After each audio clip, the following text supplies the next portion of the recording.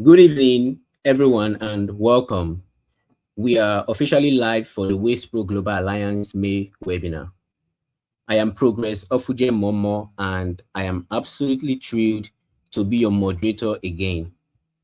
Before we dive in, I just have to say our last edition was so mind-blowing. The comment section was filled with thought-provoking questions, and the energy was simply over the roof. I am not expecting anything less in today's session, so please get comfortable, introduce yourselves in the chat, and get ready to engage. So last month, we focused on the business side of recycling. Tonight, we are shifting gears to tackle a massive global issue. Our theme is waste management as climate action, reducing carbon footprint through smart systems. We are going to explore how intelligent strategic waste management is actually one of our most powerful tools for fighting the climate crisis. But before our guest speaker breaks all of that down for us, let's ground ourselves in the core mission of this community. To share the Wastepro mandate, it is my absolute pleasure to invite Mr. David to the virtual stage. Mr. David, the floor is yours. Okay, thank you, Progress. Yes, like you have rightly said, it's another evening for us to talk about something very important, critical, and of course, it's a global issue. And Westpro Global Alliance is an NGO, a non-governmental organization with a focus on how to ensure that sustainability is understood and that environmental protection is taken as a priority. And the pathway to achieving those goals is through the intentionality of our daily practices. And Westpro Global Alliance speaks to this very important aspect of human life because the environment in which we exist today, you know, is currently under pressure. And as human, there are strategic approach that we must deploy to ensure that we maintain, we conserve, we protect, and we manage this resource that God has provided. So that is what Westpro Global Alliance speaks to. Talks about promotion of, waste recycling, talk about ensuring that environmental issues are in the front burner. So in summary or in brief, Westpro Global Alliance is like a daily awareness capsule or like a vanguard that is pursuing and ensuring that people get to know what their responsibilities are and how to smartly manage the current environment in which we exist. So this is a broad vision and part of the activity we have developed to use as a channel to reach out to people is through this teaching series, this workshop that we have, a webinar that is already on a monthly um, program where we bring ourselves together to have a roundtable conversation. And then we bring in top tier speakers who are in the industry and who are familiar with the subject matter. So if you permit me, I will hand over back to Progress so that we can continue from where we are. And as we continue, you will get to know more about Westpro Global Alliance. We will get to know much better about our mission, the vision, and the pursuit that we are bringing you into to partner. Thank you very much. Thank you so much, Mr. David, for setting the stage and sharing that powerful vision. It is always a great reminder of why the Wastepro community exists and why this mission is so urgent for our continent. Now that we have our core mission, it is time to dive straight into the heart of tonight's discussion. To help us break down how we can use smart systems to turn waste management into real climate action, it is my absolute honor to welcome our guest speaker for tonight. Please help me welcome Mr. Sampson Banigo Kalio to the stage. Chat, let's flood the comment section with some fire emojis and give a massive welcome to our speaker. Thank you, Mr. Sampson. Thank you very much. Thank you. Good evening, everybody, and welcome to this wonderful presentation this evening. Sorry. All right. So, without wasting much of our time, the presentation will be compact, and we'll try as much as we can to go straight to the point. So, as you had said, smart systems. Most times what comes to mind with respect to waste is these days is are we now using AI to manage waste? Quite interesting. When we say smart, it would interest you to know that we're talking about what we do when we take out or when we use either maybe by drinking water or maybe taking a soda with plastic bottles or one-time use plastic nylons as we usually call them. So we're looking at them with respect to how are they affecting us generally. At times you pick them in the morning or you pick them in the afternoon, and then have you sat down to ask yourself, these bottles or these one-time use plastic wrappers, how are they actually affecting us? Are they affecting us positively or negatively within and around our work environment and also our domestic or household environment and also our health as well? Have we sat down to think these bottles, this one-time use plastic, apart from maybe before we start talking about what the waste that our maybe rigs, factories are actually producing.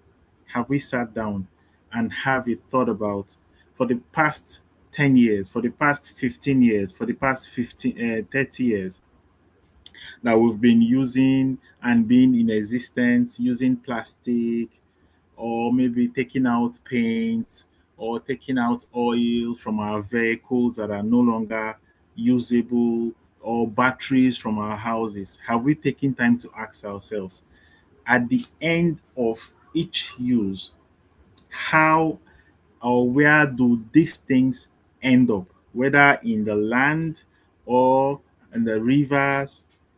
How are they actually affecting us?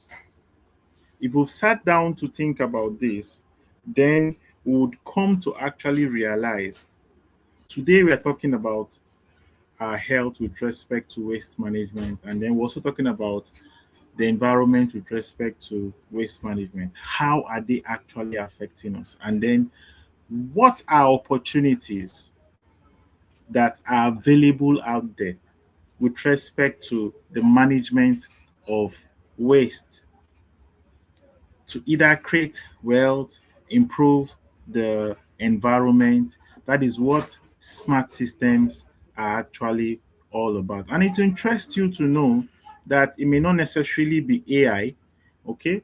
In as much as we also have AIs, it may just be what are specific things are we doing? What are measurable things are we doing? What are achievable things are we? What are realistic things are we doing within periods of time to ensure that this waste that we are generating in and around our work and household environment does not actually affect us negatively, our health, the environment at large. So let us dive into the discussion with respect to our presentation. So, of course, when we talk about waste, we talk about lots of items, okay, which we no longer use.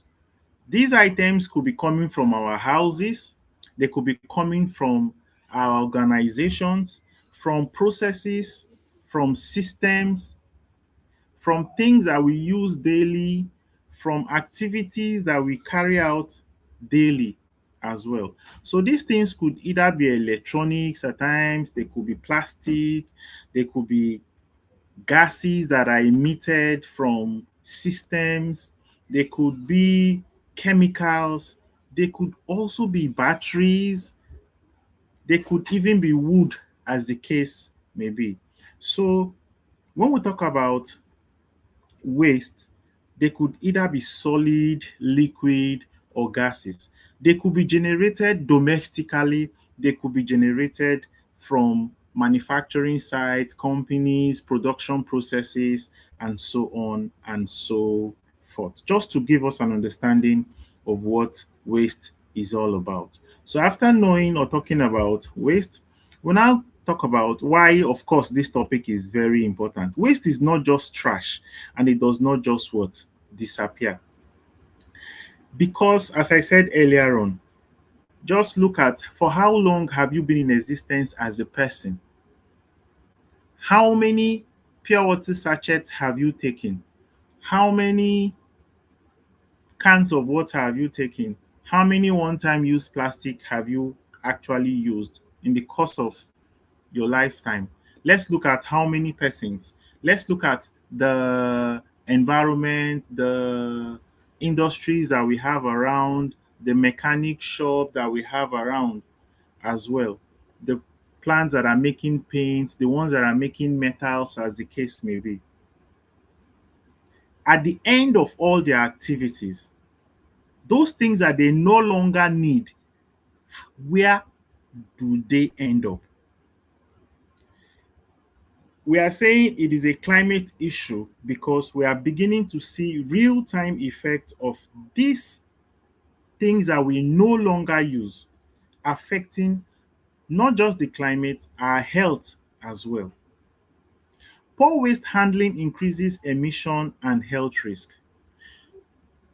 Today, we are talking about rise in health risk and issues like cancer, but we have not sat down to look at the effect of when somebody takes an engine oil, for instance, from his or her vehicle and then goes very close to a stream and then discard it.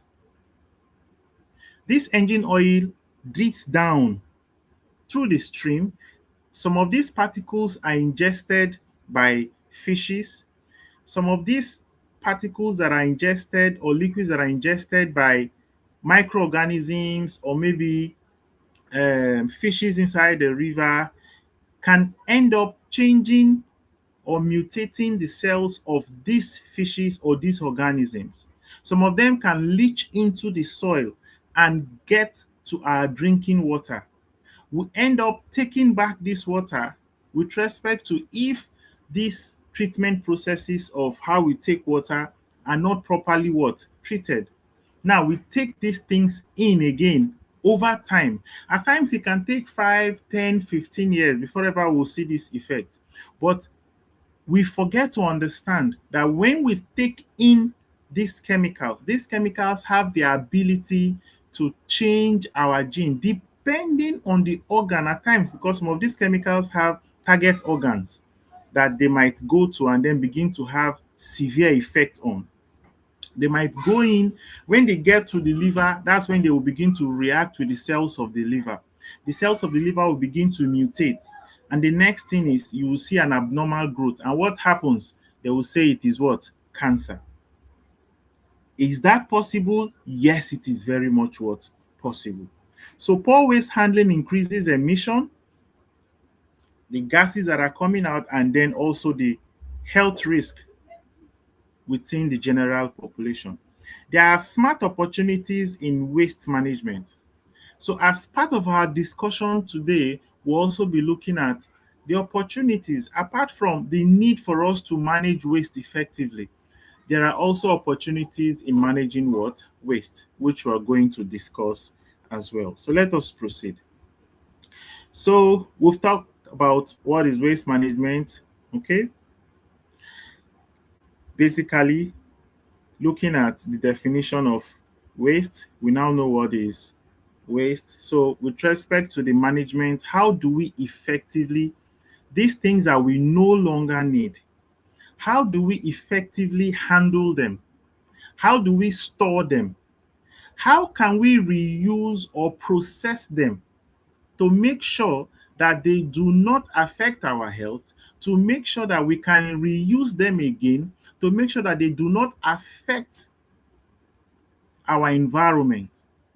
They do not increase or change, because this waste or these emissions or this poor management of waste procedures are releasing gases into the atmosphere that is actually reacting with our ecosystem with respect to the ozone layer. It is actually damaging the ozone layer and then opening the ozone layer that is protecting the earth and allowing the rays and heat of the sun to come in and stay without going out again, retaining more heat, thereby increasing temperatures.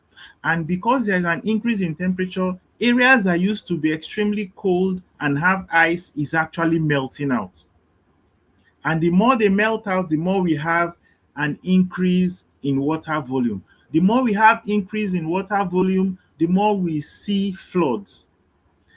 Apart from that, most of these wastes are also blocking our drainage system. The blockage of this drainage system is what we are seeing today at times in some areas like in Lagos, in Abuja, and in Port Harcourt. We are seeing things like extremes of flood in some regions. And it is causing, because of the increase in volume in water, because of increase in volume in water within our ecosystem, you see our dams are overflowing. When our dams are overflowing, they need to release the floodgates. Floodgates help to ensure that the dams do not actually collapse.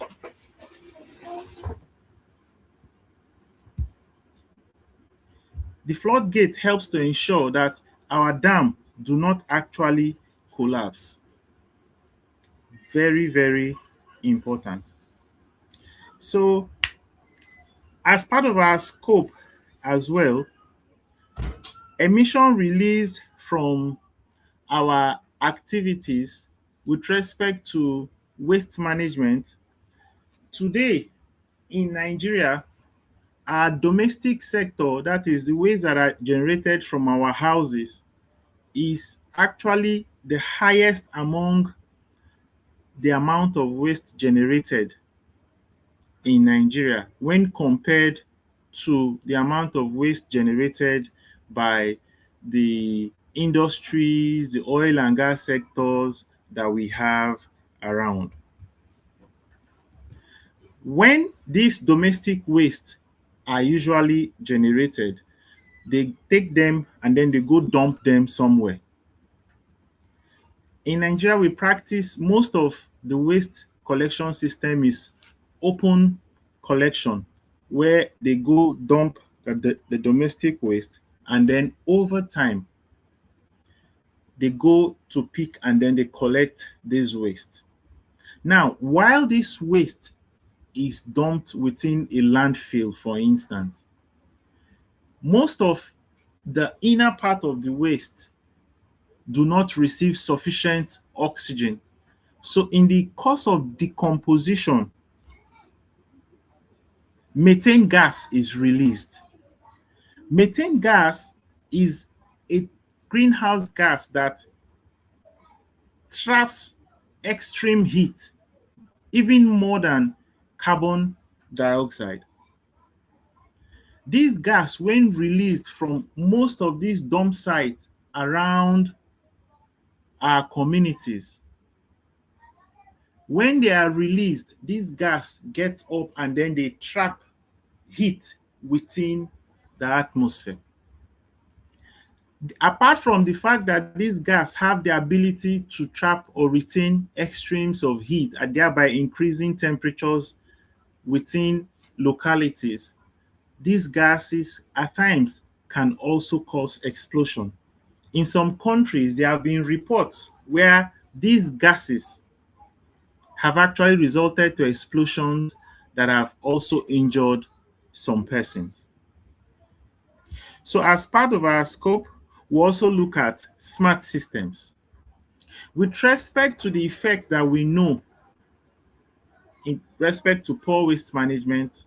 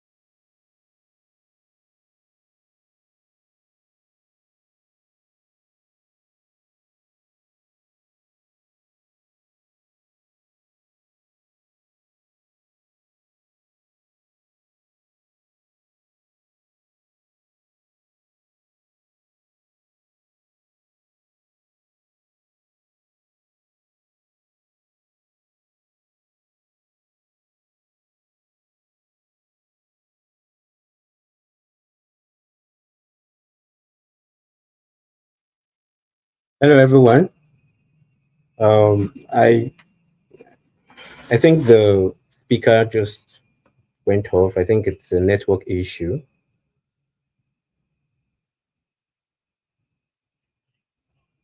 Okay, so please let's just wait for him to come back.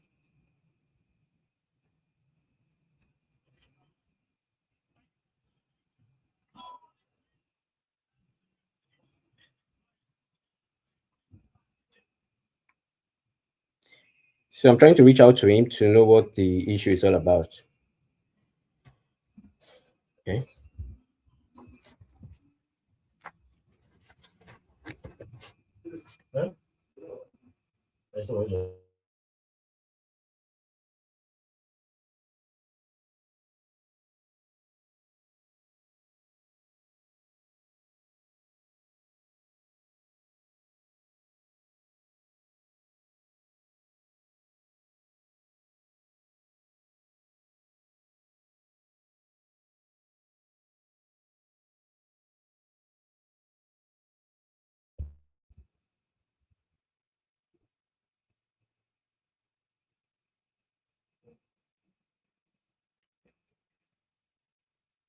So we are sorry for the break. I'm still trying to connect with the guest speaker to know what the issue is all about.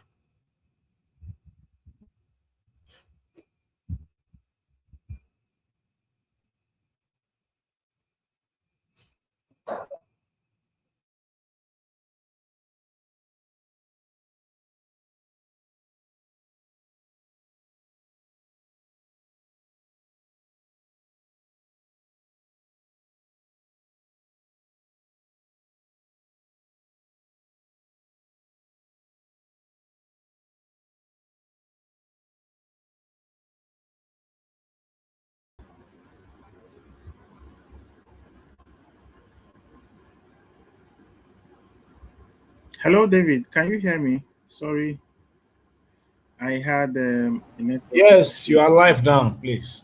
Sorry, my router just went off, so I had to put it on back. Okay, so we're talking about the scope, okay, basically talking about the scope, and then I said we're looking at what is waste management, that is how we handle waste from generation to disposal, and then carbon footprint, emission release from our activities with respect to handling waste, and then smart system, use of technology to actually improve the efficiency of waste management.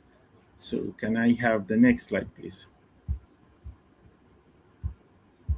All right.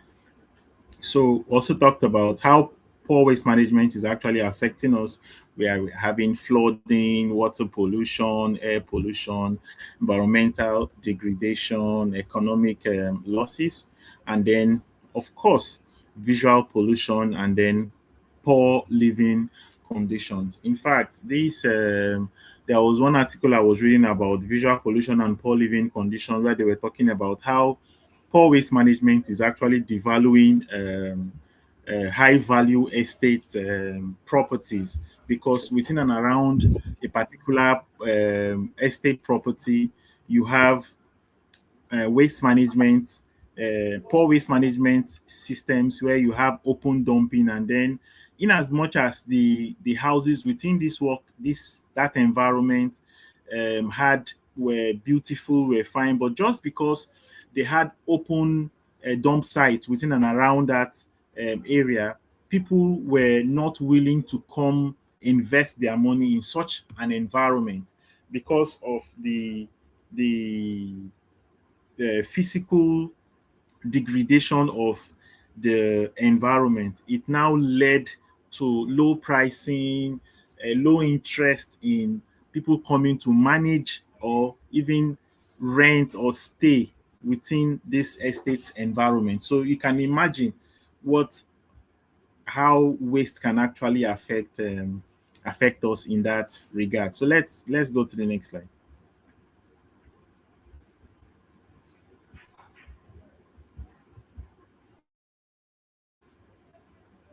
All right. So Nigeria generates about 32 million tons of waste yearly, but only 20 to 30% is what is collected. This is quite an interesting information for us to note with respect to the topic of discussion. So that we generate 32 million tons of waste yearly, but only 20 to 30% is actually what's collected. And they say less than 10% of plastic is actually what recycled. Very, very interesting as well. Interesting with respect to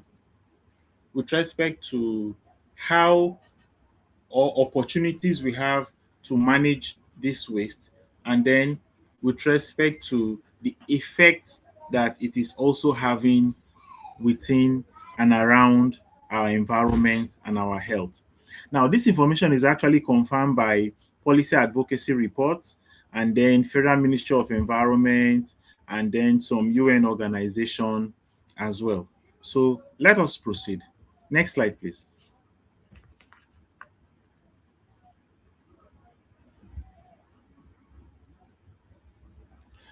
Now, in Nigeria, they say households generate most of the waste, about 70%, while businesses, industries, and construction activity contribute the remaining what 30%.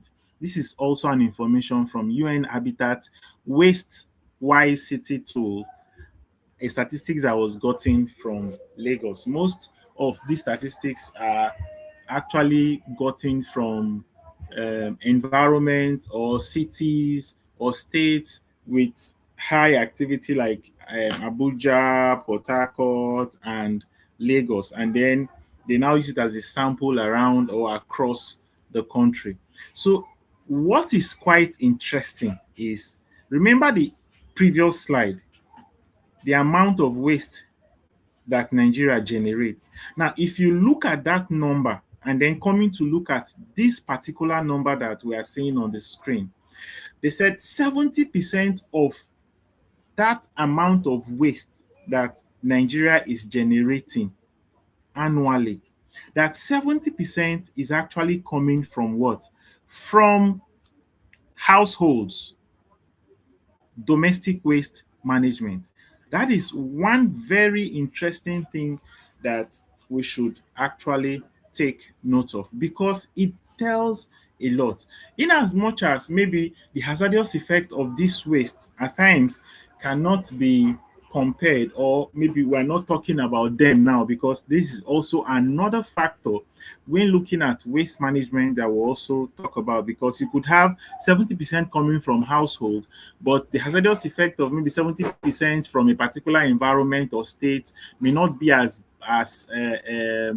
bad or worse as maybe 30% or 10% that might be coming from a particular industry, depending on the nature of what the hazardous nature of a particular waste, especially, let's take for instance, if the industry is producing chemicals that are carcinogenic, or maybe chemicals that are radioactive, as the case may be, that can leach into the soil and stay for a very long time.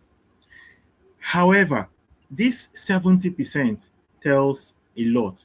It tells about opportunities, it tells about effect of waste management, either effective waste management or poor waste management, on the health of people, and also importantly on our climate, especially as it affects us directly in Nigeria and then around the world as well. Because 70%, if it's household waste, food waste, and so on and so forth, that is being dumped openly, you can imagine the amount of methane gas that this amount of waste will be generating annually. If you measure the amount of this gas that is coming out from these open dump sites that we are having in and around our environment, it means a lot of methane is being released. It means our atmosphere, the ozone layer, or the heat content within our environment is actually what? Increasing. And of course, we are feeling it, because there are lots of complaints about extremes of temperatures, extremes, everywhere is hot, people are sweating, everybody is feeling it. But are we asking ourselves why? What is going on? It is even affecting our weather. Where we used to have rain, when we are supposed to have rain, we are not having rains again. When it's supposed to be dry, you see rain coming. When it's supposed to be raining, it is no longer raining. There is a shift in our weather system. Are we asking ourselves questions? Why is this happening? The truth is, the way we are managing our waste is a major contributing factor to the effect of what we are having within and around our environment and our climate today in Nigeria. Next slide, please.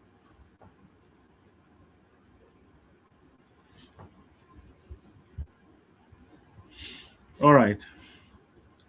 So massive methane emission from dump site is causing the biggest impact in Nigeria especially. Most Nigerian waste is dumped openly, not properly treated, okay? Organic waste like food, plant matters, they rot without oxygen, producing methane. Methane is over 80 times more powerful than CO2 at trapping heat within our environment. Nigeria's waste sector is now a growing source of methane emission, resulting in faster global warming, rising temperatures in Nigeria, more extreme weather patterns. Okay, so that's what I just explained. Next slide, please.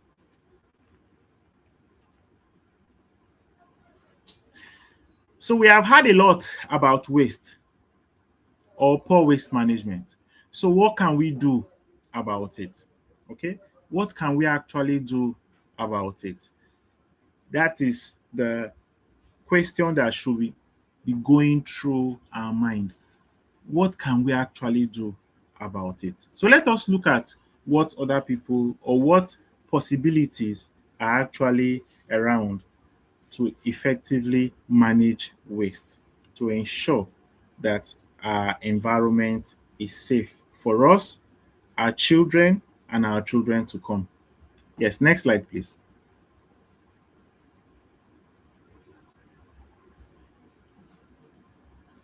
So opportunities with waste. The smart waste system concept. Smart systems use technology like sensors, apps, data to actually monitor.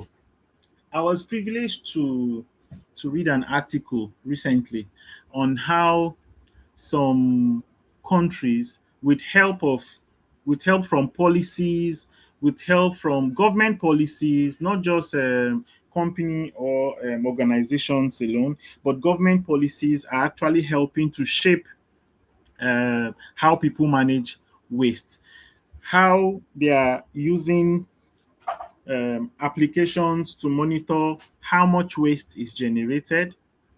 Some dustbins have sensors that have the ability to tell people when they are filled up, and then so they can actually be trashed or be emptied. So they don't overfill with maybe food waste and then begin to rot and then begin to attract pests or rats, as the case may be, or mosquitoes that will now in turn affect our health. Then they help track opportunities, they help track waste generation and improve efficiency. The concept that we have around these days, they help track waste generation and also improve the efficiency of how this waste is managed. They reduce cost and environmental impact. These systems that we are talking about, they help to reduce cost and environmental impact, because most times when waste is not properly managed, the effect or the implication of managing the after effect of poor waste management is a huge cost.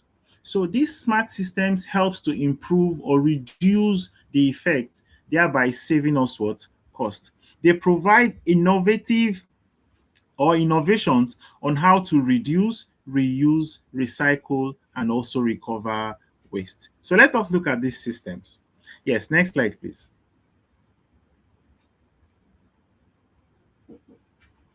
So smart waste concept. One, we have the smart bins. In Canada, in UK, in US, in Dubai, in Oman, they've seen this concept. They've tried it out and it is actually working. They have bins with sensors that sends alert whenever they are whenever they are full, for them to be picked up. This helps to reduce unnecessary collection trips, cut fuel use, and emission. Because when there is an information that a particular bin in a particular area is filled, where you have systems where people go and pick up this waste bin, at times they might use CNG buses or petrol driven vehicles or diesel driven vehicles. The world today is looking at cutting down on greenhouse or carbon pollution from hydrocarbons, which can either be CNG or diesel or fuel, as the case may be. So with time, they've come to see that if they can reduce the amount of trips they go and pick up waste, it will also reduce the amount of emission as a result of either burning diesel or fuel or CNG. So this development of the smart bins, giving collection centers real-time information on when to go and pick up waste, has drastically reduced the amount of emission from either diesel or petrol driven vehicles that are going to pick up waste. And they've measured these emissions with respect to consumption. They've measured the amount of emission that they've been able to cut as a result of the introduction of these smart bins. And they've come to see that over a long period of time, it is a huge savings for them. Then, not just savings in terms of saving money because they don't burn a lot of fuel to go and pick up waste, is a lot as well with respect to reduction in the emission of dangerous gases that are coming from when they spend diesel or fuel or CNG to go and pick up this waste. Then there is also route optimization. AI plans best route for waste trucks. With respect to these smart bins as well, there are AI systems now that in these developed countries that I've just explained to you, that tells the vehicle what time of the day when a bin is filled or is about to be filled is good for you to actually go pick up a waste.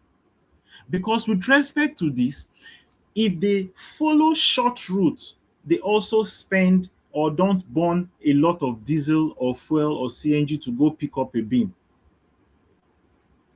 So thereby reducing emission as well. So AI systems plan routes, and then these vehicles take the shortest route, pick up dirt, and then go dispose them effectively.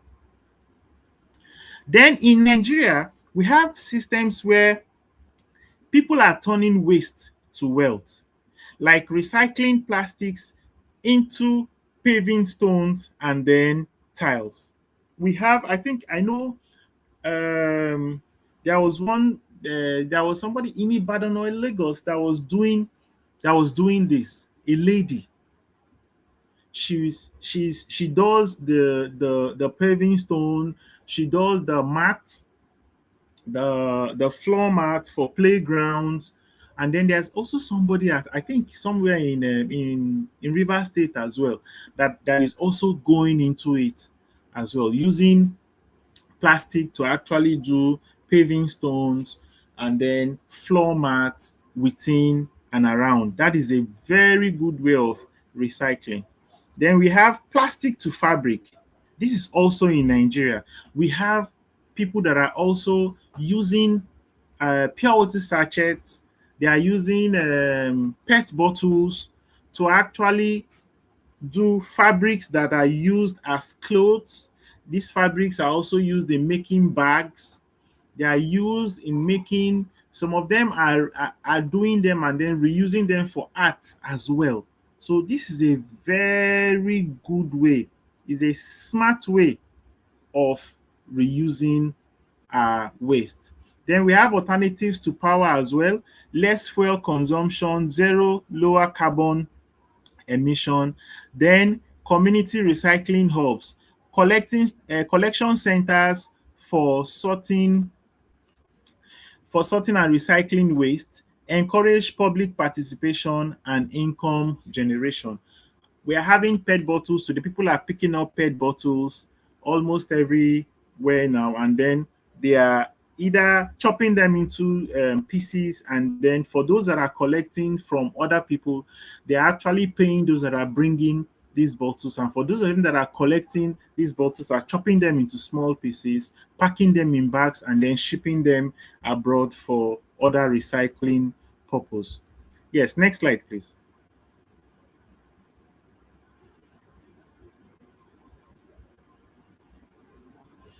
All right. So in Sweden, we have waste to energy, where they are burning waste to actually generate electricity, okay, and heat. And then in Japan, we have high advanced recycling, where they've taken time to generate more waste streams and then taking an opportunity to identify ways of managing different types of waste within their work environment and also around their living environment. Then in US, you have the Smart Waste app, where apps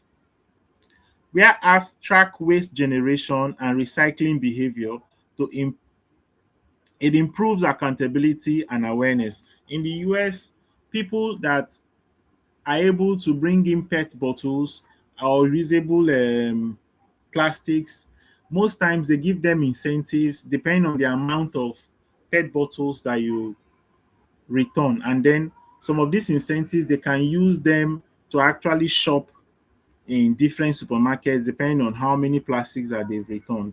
So in India, you have plastic roads also from recycling of plastic, and then in Nigeria you have waste to energy, where organic waste converted into fuel or biogas, which is what we are also seeing people are actually putting them into use, where the waste coming from uh, households is being converted into biogas via the introduction of biodigesters to help manage this way. So these are smart, measurable, achievable, and realistic systems that we have in place to help us manage waste effectively, to ensure that our climates are safe and our health is also safe as well. So next slide, please.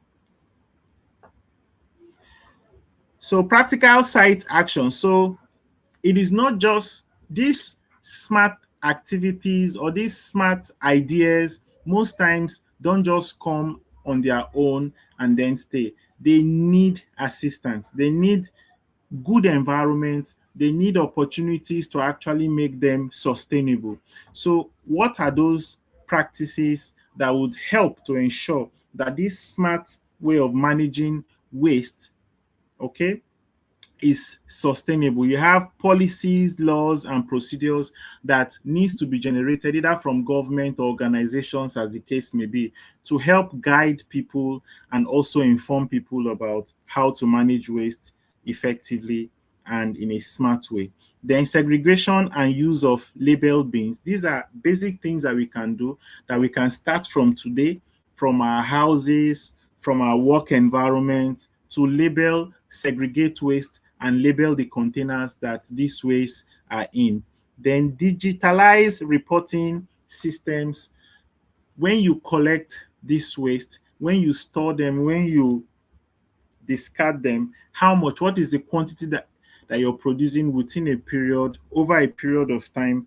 When we are able to sit down and analyze this, it helps us to know the effect of the waste that we are generating, and then to help us to guide as well what we need to do with respect to managing our waste effectively. Then we cannot actually achieve this if we don't train people, if people are not aware. So we need to also give people what? Information, not just within our work environment, but also in our society and our surrounding that we find ourselves. And then recycling what? Material. Practical site action. We need recycling what? Materials to help us know how to manage this waste. And then reduce what? Consumption as well. Use of smart tracking what? System. Government and management commitment. Within and around us, it is not possible to achieve this effective waste management if we do not have commitment. When you pick up a bottle and then you drink the water, what do you do to that bottle? Do you just trash it out of the window? Are you committed to say, if you have a system in place to recycle, that you would not just trash it outside the window, you would take it to that recycling system and ensure that it is properly what? Managed. That's commitment at our personal level. And at the government level, there needs to be people that is talking about the need for us to manage waste effectively, the need for us to not have open dump sites, the need to ensure that things are done effectively to manage waste properly. And then adoption of technology. Of course, where we have commitment, procedures, and ideas, and then technology, it is very, very important that we embrace the one that is effective, the one that is good, the one that is easy, the one that can actually take care of the environment without causing more harm with respect to waste management. Next slide, please.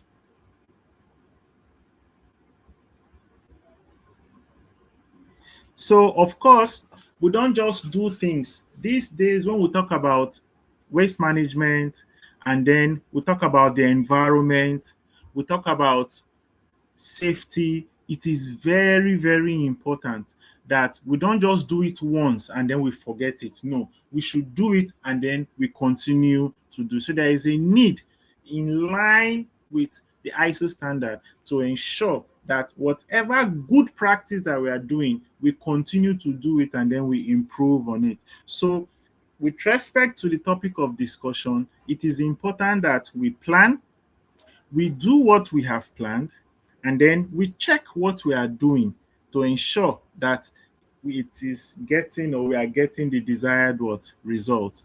If we are getting the desired result, we need to sustain. If we're not getting the desired result, we need to what? Improve. So by doing that, we are acting. So that is what we need to do to continually improve effective waste management with respect to using smart systems. Thank you. So the next slide. So in conclusion, waste management is a climate action. It is very, very important. The more we choose not to manage our waste effectively, the more it is damaging our weather, the more it is damaging our soil, our rivers, our health as well. So smart system reduce emission and improve efficiency. Everyone plays a role. Me, you, and every other person, we have a role to play with respect to effectively managing waste using smart systems. And remember, smart systems may not necessarily be what AI systems. They just have to be what can you do in specific with respect to knowing the effect of waste. Is it measurable? Is it achievable? Is it realistic? Within what time period can you actually do it? And let us start today by ensuring that that one plastic bottle or waterproof that you pick out, whether as an individual or as an organization, ask yourself, where will it end up? If I have a better way of managing it, what can I do? Next slide, please. So let's be sincere. Do we segregate waste at our workplace or homes? Do we have policies and laws that support us to do so? How much does our local community know about waste management and smart systems that we have around? So how much do they know? Do we have actually policies that can help us? Let us ask ourselves this question, and then wherever we see that we are having a shortfall, let us see what we can do to help improve the system with respect to effective waste management using smart systems. Next slide, please. So thank you for listening. My name is Trainer Sampson Kalio. Thank you very, very much. Thank you so much, sir, for the powerful presentation. You have given us so much food for thought, especially regarding how we can look at waste systems as a crucial tool for climate action and reducing our carbon footprint. Thank you very much, sir. So we are going to move straight into our question and answer segment to actually unpack some of these points. So the first question is from John Abdullahi, and he's asking, let me read it out. He's asking, what do you see as the single biggest roadblock preventing everyday people from participating in climate action through waste management, and how do we overcome it? Okay. From my experience, and of course, with respect to our own environment, okay, I'll look at my experience and our own environment. It's the enabling policy, especially if you look at the 70% of where the waste is coming from, the domestic angle, the government policy with respect to managing waste. That's one very big challenge. Okay.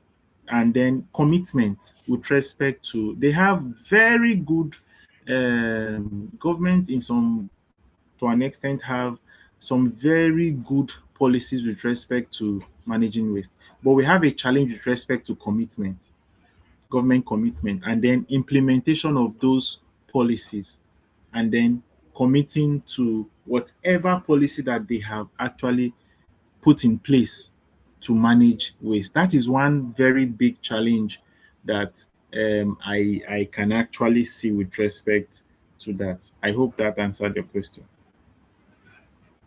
Okay, thank you very much, sir, for that incredible breakdown. So I have a question. Right? Okay. Yeah, so we often see brilliant pilot projects. I think you highlighted some, from Sweden, from Nigeria, even Japan, right? Okay. Yes. Yeah, so what is the secret to scaling these waste to wealth and climate action models across different cities and countries in Africa? Okay. One major thing is one major thing I see is, of course, the technology. One, the technology. Two, the avenue for investment. Technology avenue for investment, and then of course the issue of power. That's one. That's, if you look at those other um, countries that are doing well in these areas, they have good, they have the technology, they have power, they have huge investors coming into that sector to invest, and then they are ready to take profit over period of time. So that is one major challenge that we are having in this part of the the country that I can actually observe for now. I hope that All answered right. your question. Yes, sir. Thank you very much, sir. So I think we are almost done, and since there are no new questions, I want to Okay. say a massive thank you to you, Mr. Sampson, Kalio, Banigo, for your time, your profound insights, and also for answering those questions so brilliantly. I also want to give another huge shout out to Mr. David Idakwo for setting the tone for us earlier tonight, and to our amazing audience watching live. You absolutely, you all absolutely brought the fire, and I want to say thank you. So please make sure that you subscribe to the channel and follow Wastepro Global Alliance on all social media platforms, so you are the first to know when we go live for our June edition. Once again, thank you to our guest speaker, Mr. Sampson. You did an incredible job. And Thank you very much. My yeah, pleasure. you're welcome. You're welcome. So I remain your moderator, Progress Ofuje Momoh, and the entire technical team working behind the scenes. I say a big thank you to you all as well.